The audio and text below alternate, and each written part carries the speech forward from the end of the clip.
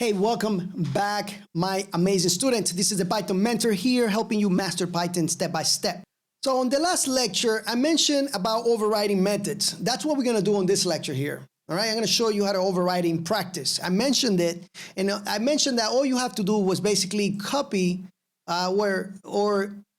create the same method in the child class, and that way you will override it automatically. Now, since this already has the same thing here, of course, we're gonna see the same results, right? So what I'm gonna do is I'm gonna change this a little bit so that way it looks different, right? Or it is different.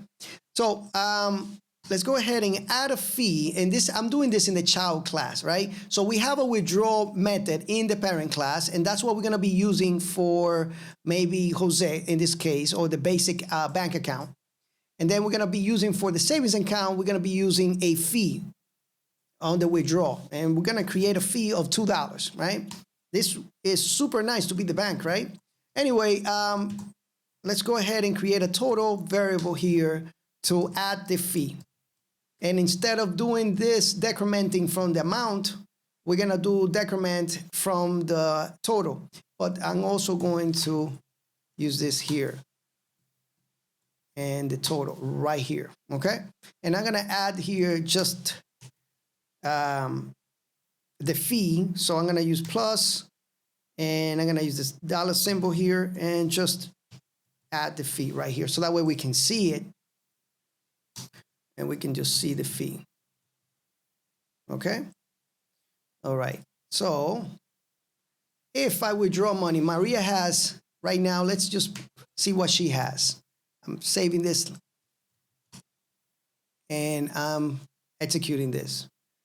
So you can see Maria's new balance is $1,500, right? Perfect. All right, so she's $1,500. She has $1,500 there. We're not adding any interest. We're not doing any of those things right now. We're not calling that function to add the interest. So she has savings. Let's go ahead and withdraw something from it. So let's withdraw $100. And now we're gonna print that new account balance there. Let's see what she has left. And you can see now that she has a balance. We're supposed to have a balance of $1,400, but because we have a $2 fee, it's $13.98.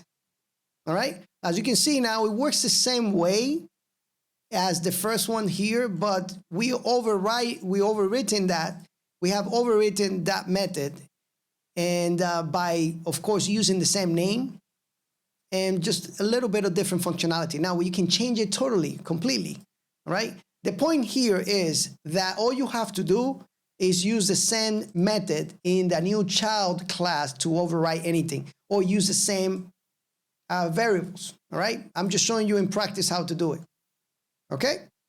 Anyway, guys, thank you so much for this, for your time, for the likes, for the support that you guys give me when you watch my videos.